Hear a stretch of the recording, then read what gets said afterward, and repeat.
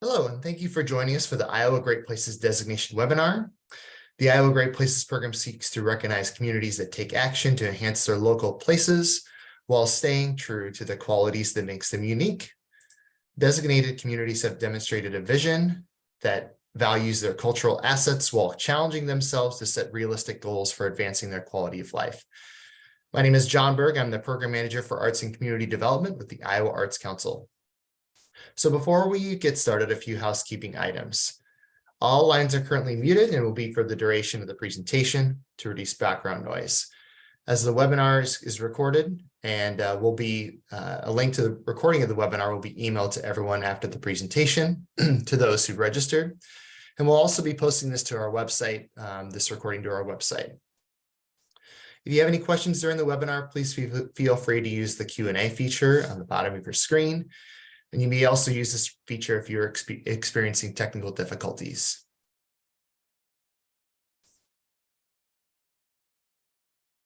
So the purpose of this webinar is to familiarize yourself with the Iowa Arts Council, a division of the Iowa Department of Cultural Affairs, which is a state agency that manages the designation program, and to introduce you to the Iowa Great Places designation process, and to tell you about the goals for this program and how to successfully apply using the online application system. So let's begin with the overview of the Iowa Arts Council. The Iowa Arts Council is your state arts agency, and we are a division of the Iowa Department of Cultural Affairs. The department empowers Iowa to build and sustain culturally vibrant communities by connecting Iowans to the people, places, and points of pride that define our state. The department impacts Iowans through the State Historical Society of Iowa, the Iowa Arts Council, and Produce Iowa, the State Office of Media Production. The Iowa Arts Council is the arts arm of the department, and our mission is to cultivate creativity, participation, and learning in the arts. We administer funding, networking, and learning opportunities that support arts and culture in Iowa, and this includes the Iowa Great Places program. Now let's take a look at the process and timeline for the Iowa Great Place designation.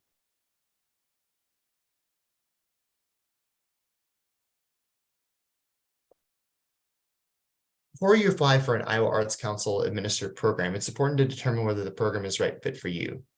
So we've included a note and link to our website, and basically to review the guidelines and grants of this particular program. Number 2 is to download the guidelines for the specific program in which in this case, it's the Iowa Great Places program, and to make sure you clearly read and understand the guidelines. The guidelines also include a scoring rubric so you can see how the application will be evaluated. And the next step is to visit the Iowa Arts Council's application portal at iowaartscouncil.slideroom.com. Here you'll be able to view a summary of the application requirements by clicking on the link to the program you wish to apply for.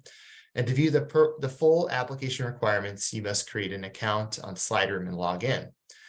After logging in, you will have access to the narrative questions, word limits, and upload requirements.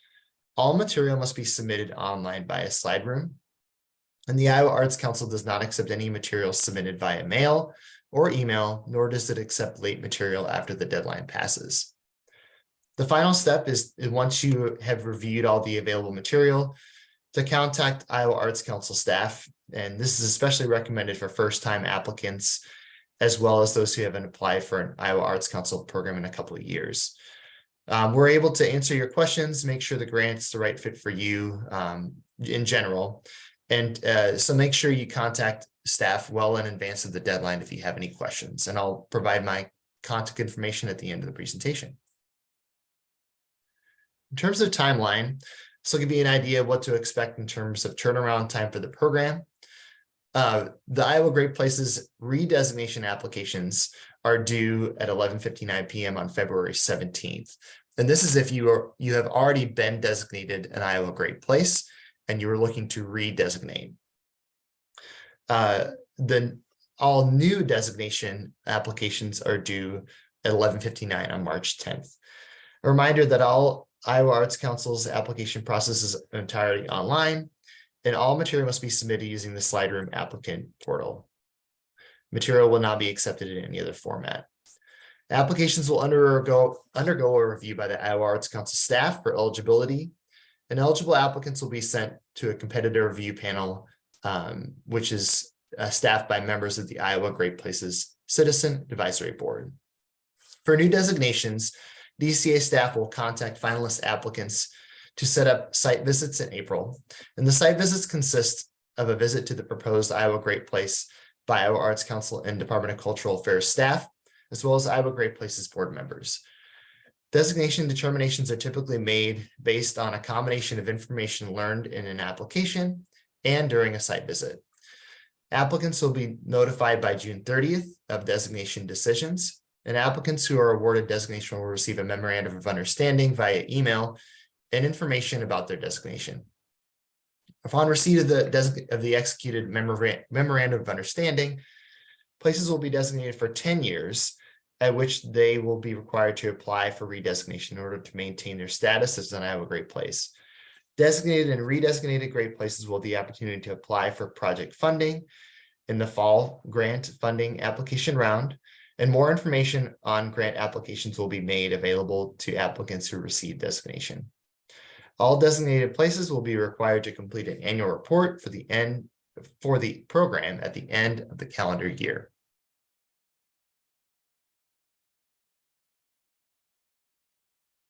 Now let's take a look at the Iowa Great Places program itself.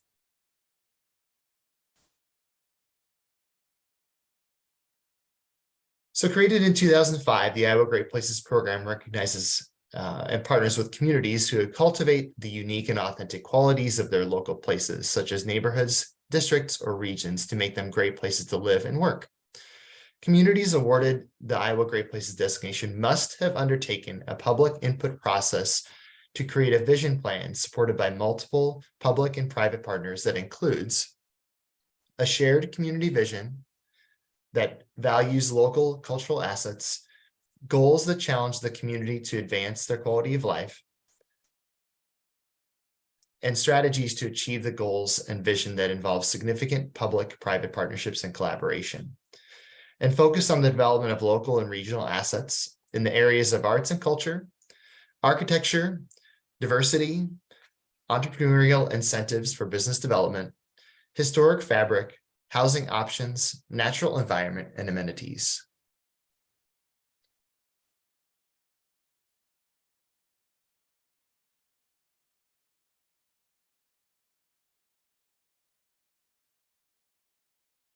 The program provides Iowa Great Places designation to Iowa neighborhoods, districts, communities, and regions as a point of civic pride. The designation may be used in signage and marketing materials to promote the area.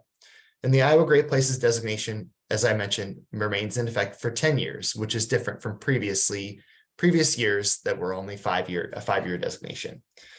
At which point designated places must submit for redesignation. Some of the benefits of the designation include professional development opportunities, networking with other designated great places, mentorship with new or experienced great places, funding opportunities, in which the program provides funding for vertical infrastructure expenses related to cultural projects, such as land acquisition, construction, site development, park, trail, or design exhibits.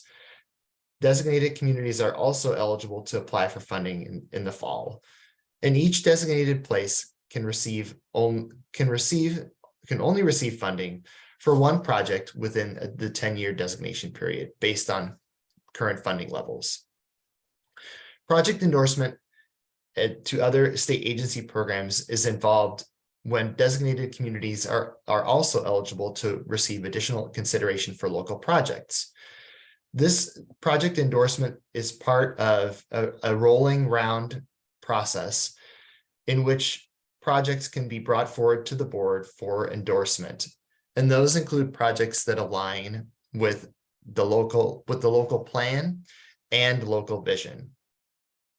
These endorsements may be eligible to receive additional consideration for scoring bumps and tiebreakers in programs from other state agencies, such as the Iowa Finance Authority, Iowa Economic Development Authority, and the Iowa Department of Transportation.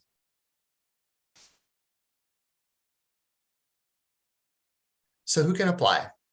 Eligible applicants to the program include federally tax exempt 501c3 nonprofit organizations incorporated and physically located in Iowa.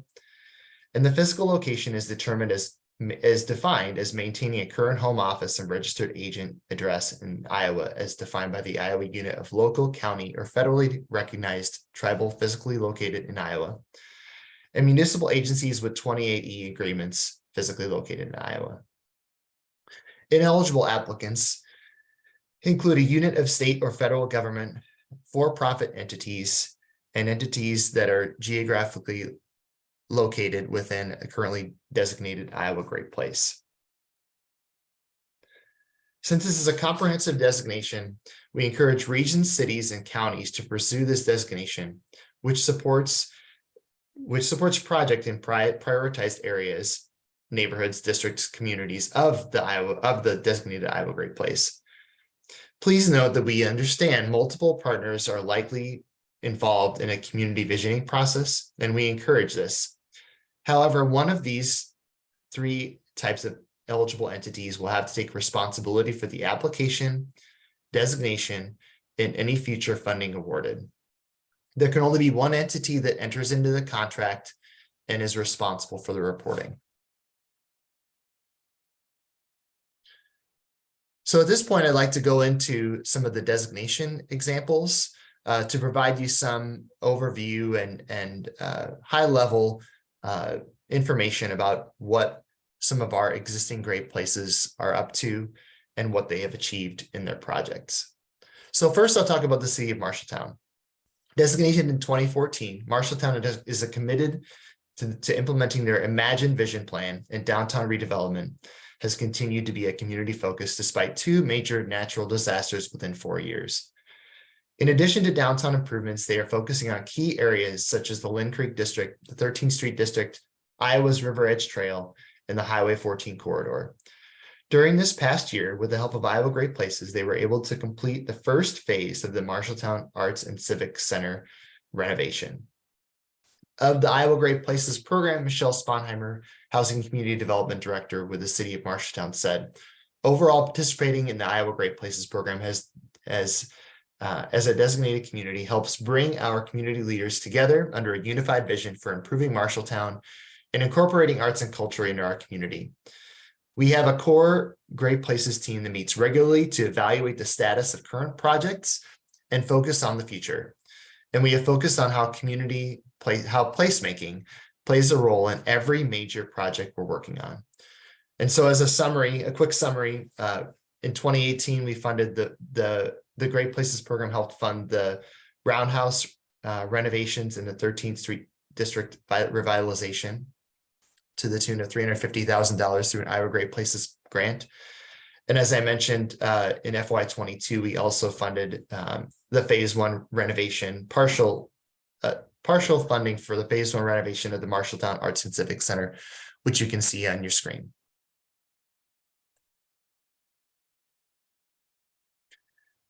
Another example is the city of Manning. Designated in 2014, Manning has continued to build upon its cultural assets and historic architecture through their designation from the House Barn Heritage Park and to the iconic Iowa Sculpture and Trestle Park. Manning prides itself on offering amenities unparalleled in communities its size, with a population of 1,455, enriching visitor and resident experience through a refreshing approach to culture, natural amenities, and recreation. The Manning community consistently collaborates on projects and has strong public-private partnerships. The city and nonprofits regularly use outside resources to enhance projects, and examples include 8 partnerships with Iowa State University for wayfinding at the Rec Center, the Trestle Park concept, public art, and much more. Another example is a 2-year pilot with Drake University, which has provided direct business assistance as well as public relations campaigns. And both of these universities and their students have helped create even more plans for Trestle Park space. The Iowa Great Places program, Don Meyer, the city manager of Manning, says, many of the current and past successes have come from the ability to point out to donors and grant funders that these aren't just the ideas of a few, they are the ideas that have come from a large community-driven process. And so over the years, from 2014 on, the Iowa Great Places program has supported projects including trail amenities, public art and a trail connector, Trestle Park Phase 2, the Trestle Park expansion and trail, and the project for the city of Manning, which includes a later funded project for Art is Refreshing, which includes sculpture projects.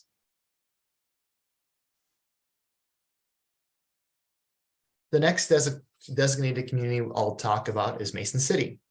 Designated in 2006, Mason City has a strong musical tradition. Home to Meredith Willson, author and composer of the music band, Mason City is the original River City. Its musical culture includes the annual North Iowa Band Festival, which began in 1936, and includes a parade, music competitions, and entertainment. Over the past 10 years, several successful public and private partnerships have been completed in downtown Mason City, including the streetscape and Central Park improvements, which you can see some of those on the screen.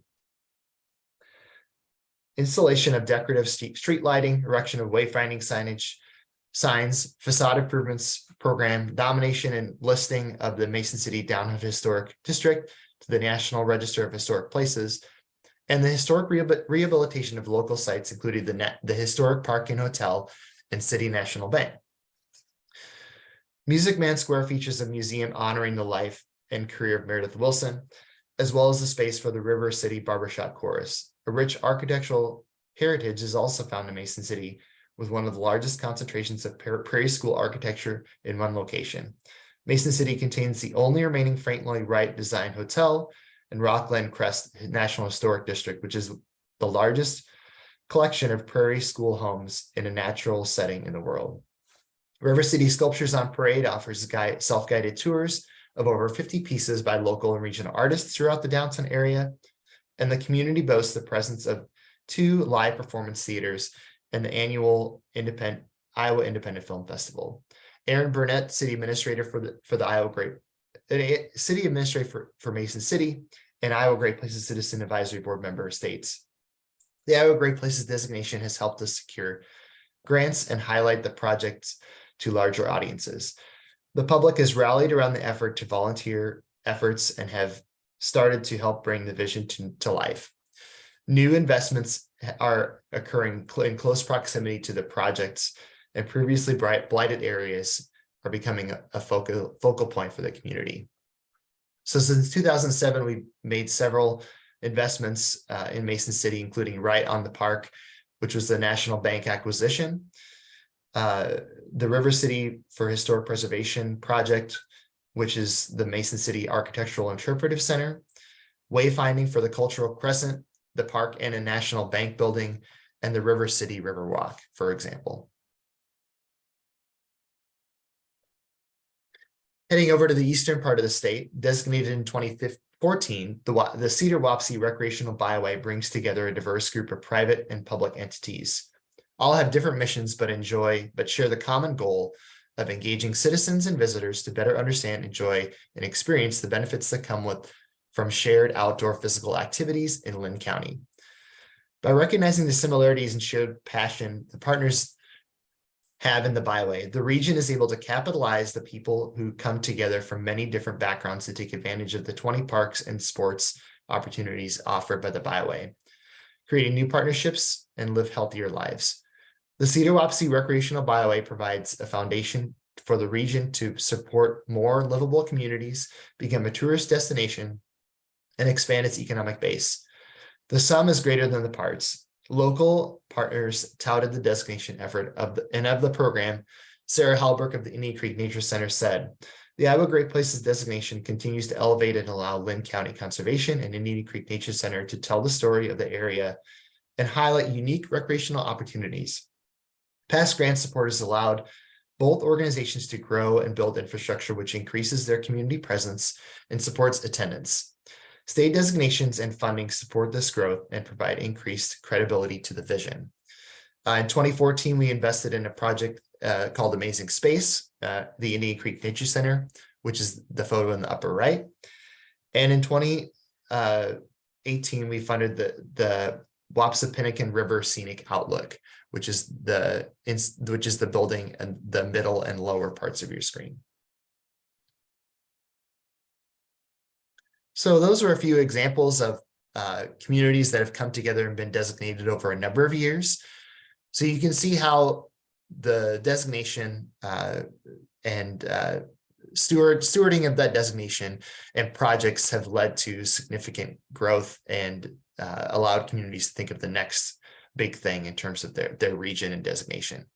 So now let's take a look at the content of the application as it relates to the scoring rubric. And this is what you'll be viewing if you go to the guidelines page, and then also if you go into slide room.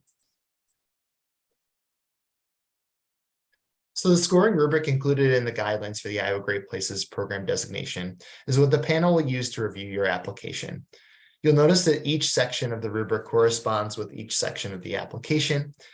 And other than the contact information, we do not ask you to provide anything that will not be scored.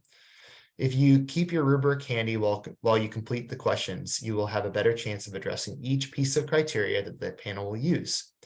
We will first go through the new designation application and then review the differences between that and the re-designation application.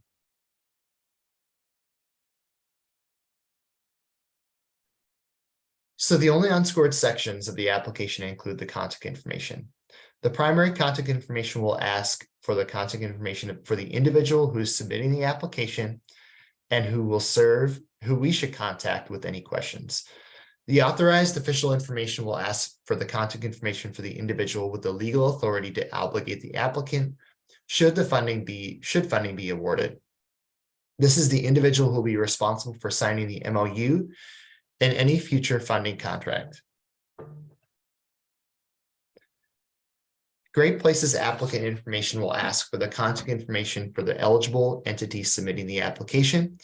And this should be a nonprofit, municipal, local, or county government entity that will enter into a 10-year MOU and will take responsibility for reporting requirements on behalf of the Great Place. This entity will remain unchanged over the course of the 10-year period and will receive and disperse any awarded grant funds.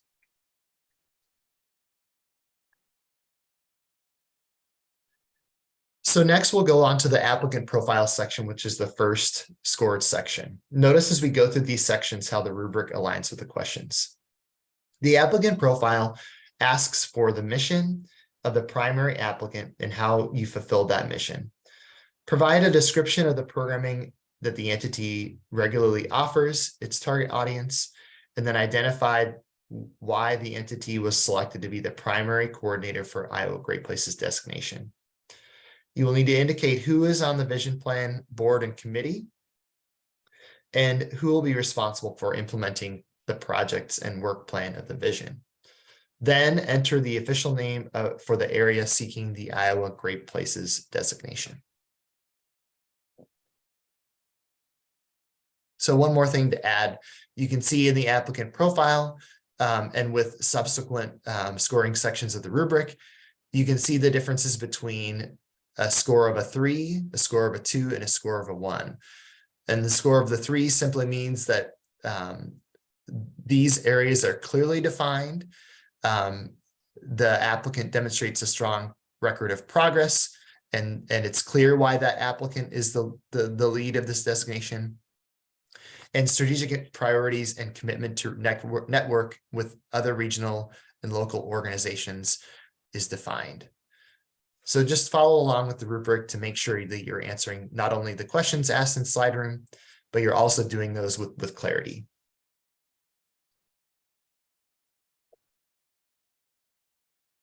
The next section covers the community applying for the designation. Your response should include both a conceptual response and the culture of the community, as well as the physical boundaries of the map, and provide information on what makes your community unique within the state. Focus on its artistic, cultural, and historic assets. And this section also asks you to provide a map of the area seeking designation.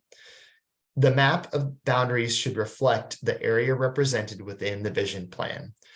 So if you did outreach to community and stakeholders, the the stakeholders represented within the map should be those that are identified in the vision plan. Finally, you will enter in the population for the area and upload the vision plan as a PDF here.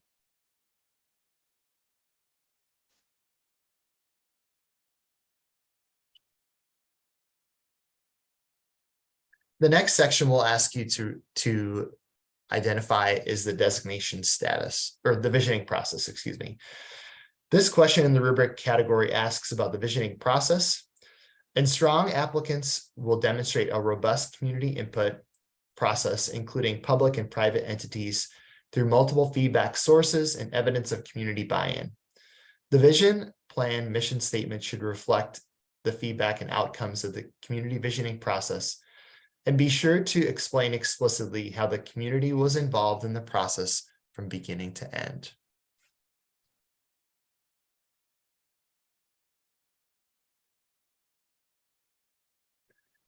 Up next is the Great Places vision. Here you will describe how the previously described community input process resulted in strategies included in the vision plan, and clearly outline the sense of place and cultural assets the community seeks to highlight. The measurable goals and objectives for the community and how achievement of those will have transformative impact on the community.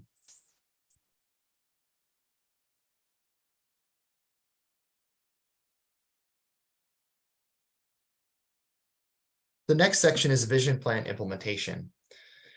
And in this section of the narrative, we ask you to tell the review panel and board how you will implement the vision plan, including a timeline for implementation. Here we ask you to include details and do not be afraid to itemize this section for clarity.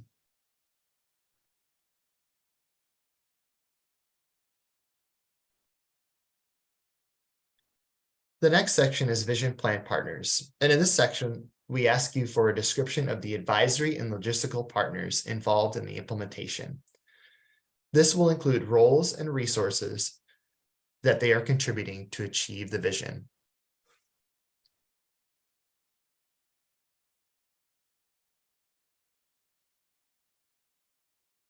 The next section is vision plan evaluation, and we'll ask for evaluative measures and methods you will use to determine the success of your plan's objectives and goals.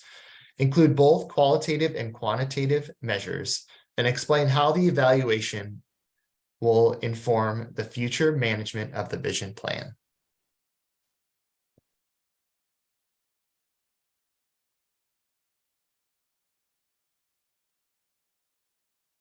The next two sections address local support material and media support material, which will be uploads to slide room, not narratives. So we ask for two types of support material. The first type of support material is the local support. Local support material can include letters of endorsement from civic organizations or officials, local businesses, schools, documentation of public forums, letters of financial commitment, or other official resolutions of support approved by local government. We highly recommend support by the local government if another entity is applying as the primary applicant. Additionally, the more varied the support, the stronger the score as per the rubric.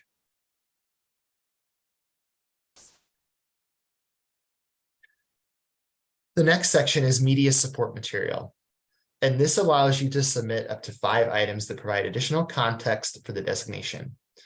This can be promotional material, renderings, photos, or video of the proposed designation area.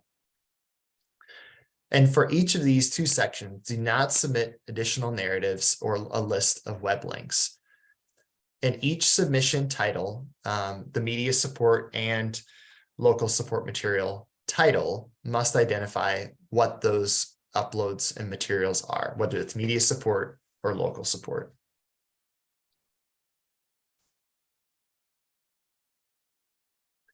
Finally, the last piece of criteria in the rubric is case for support. This does not pertain to a specific application section, but rather to the application as a whole. And this is where the panel will evaluate the quality of the overall application and whether the application made a case for the designation.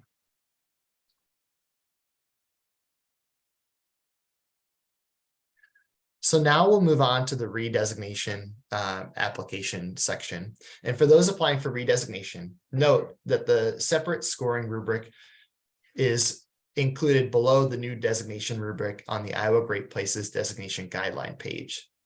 Although very similar, elements of this rubric ask the applicant to demonstrate their ability to actively steward the designation, as well as demonstrated progress in visioning activities, partnerships, evaluation, and project implementation. So since a lot of these are the same on the front end and the back end of the application, I'll detail the sections that are unique to the redesignation application. The first section that is different is the continuing visioning efforts section. In this section, we ask applicants applying for redesignation how the visioning efforts and the vision plan have continued to develop over the last 5 years of the designation, and also to describe how goals and objectives have progressed into new or expanded objectives, programs, or projects. Also in this section, applicants should demonstrate how the community was and is represented in the vision plan through participation and input.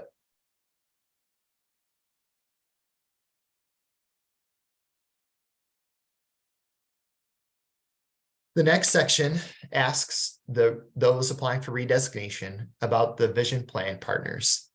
The vision plan partners asks for a description of the advisory and logistical partners involved in the implementation. It asks the applicant to include the roles and resources that they are contributing to achieve the vision and how they have developed or evolved over the last 5 years. And this includes roles and responsibilities and resources provided.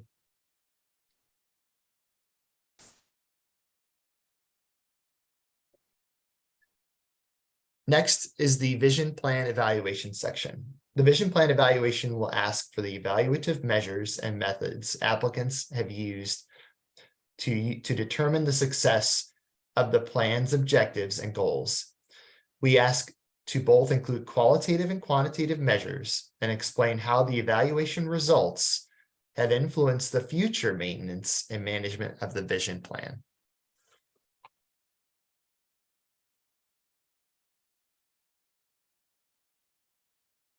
Okay, that covers the application in terms of the content. And now there are a couple of technical items that I would like to point out for you in terms of completing the application in SlideRoom, for those of you who have not done this before.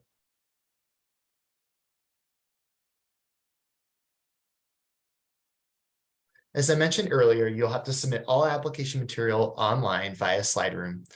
And again, you'll go to iowaartscouncil.slideroom.com, and I have the link on the screen here to find the application form. If you're applying for the designation for the first time, there is an application called New Designation. And if you're applying for redesignation, if you have already been designated as Iowa Great Place, you'll look for redesignation because there are two separate applications. A couple of things to keep in mind are, if you're using Internet Explorer, it seems to have issues displaying SlideRoom, so use a different web browser. And we also encourage applicants to write your narrative in a separate document to proof for errors before entering them into the form, because we do have character limits, and it's just an effort to put all the information down at once and upload it at once as well. A link to the guidelines are included in the application for reference. And what I'll do now is I will share my screen and show you what you'll see when you log into SlideRoom.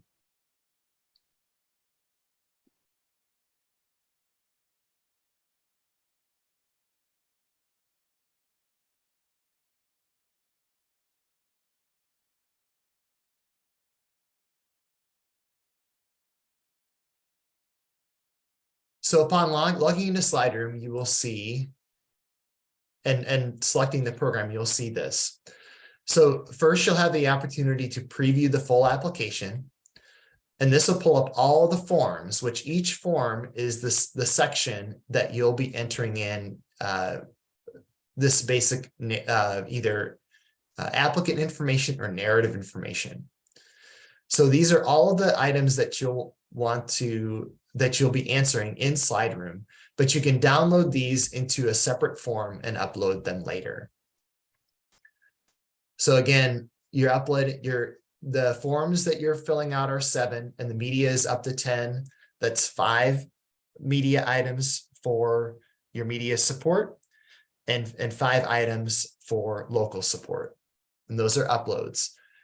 And again, the forms here, again, the first form is primary contact information. Second form, authorized official contact information. Your Great Places applicant information, which includes the applicant address, city address, congressional district, and then you go into the applicant profile. Here again, we talked about the proposed name, the vision plan, applicant board committee, and then you get into the narrative sections. So that's a way to preview the application. And like I mentioned, the guidelines are linked in this section as well, so you can go into that area to reference the scoring rubric as well. I've already started this, so it'll go into continue the application.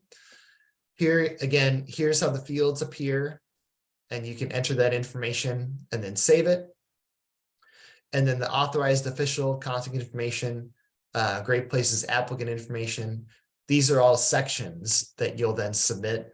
And once you're done, you can save that and continue to the next step. But each time you enter in your information, don't forget to save, because that will allow you to leave and come back if you want to continue your application at a later point.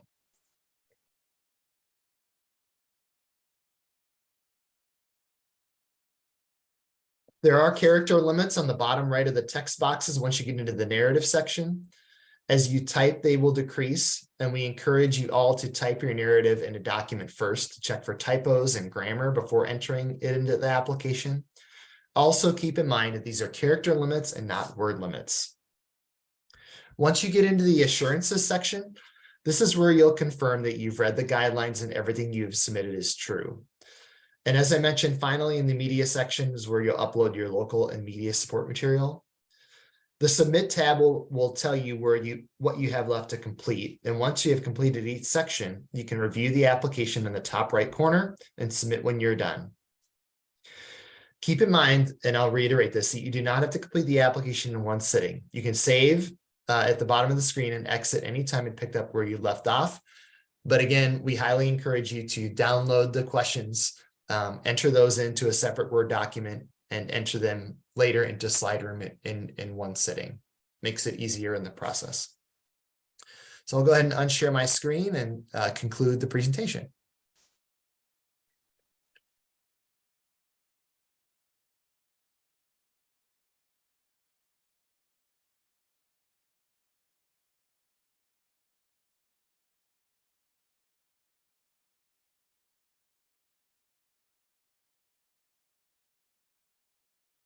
So that concludes the overview and application details and how to submit an application for the Iowa Great Places Designation Program.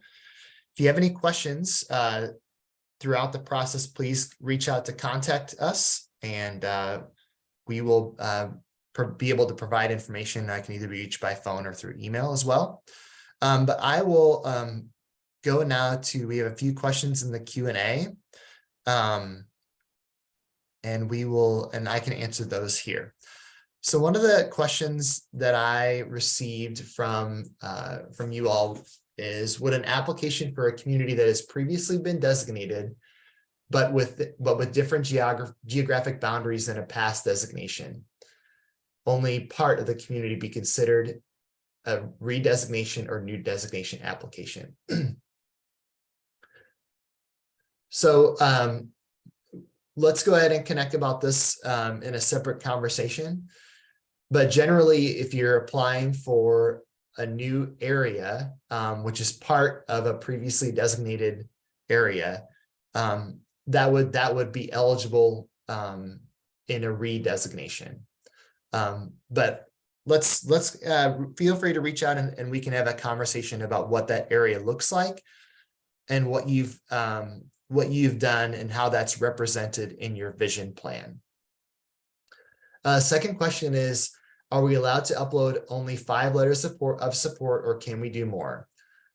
We ask that only 5 letters of support or local support materials and 5 media samples are uploaded to keep it consistent between each designation application. And so we ask applicants to identify the most robust and highest level of authority that you can gain with that. So whether that's a county, a city, you know, a robust swap and representation of your partners, we ask you to just not provide more than 5 letters of support to keep it consistent across the board. Let's see, and there I also have a question about the endorsement process. I see the board reviews possible endorsements quarterly. Does this happen soon after redesignation? Is there a submission that needs to be prepared to trigger this review? Basically, how does this happen? So a part of that process that we've evolved over the years to improve it is that endorsements happen on a quarterly basis. And currently how that works is the Iowa Great Places Citizen Advisory Board meets on a quarterly basis. And prior to the previous board meeting, currently designated Great Places can submit projects for endorsement. This is a process that allows communities to bring forward projects regardless of whether they are being brought forward on the annual funding round. And those applications are also available in Slide Room and are throughout the year. That application is set up kind of like a funding application, and it asks Great Places to identify how the project aligns with the vision plan and local plans. And once it is vetted by staff, is then brought to the board at the next quarterly board meeting. So I would encourage any Great Place that is interested in bringing forward a project for endorsement to reach out to staff in advance of doing so we can make sure that not only the timing that you're submitting that is going to work and make sense, but also there is a timeline, much like the funding, to the endorsement as well. And that's for a period of 3 years. So it's really important that if someone's bringing forward an endorsement, that align with the project and funding sources being sought after. So a bit of a long answer to say, you know, we ask Great Places to work with the program staff to determine, you know, an application for endorsement in advance of submitting that to make sure the timing is appropriate. Any further questions?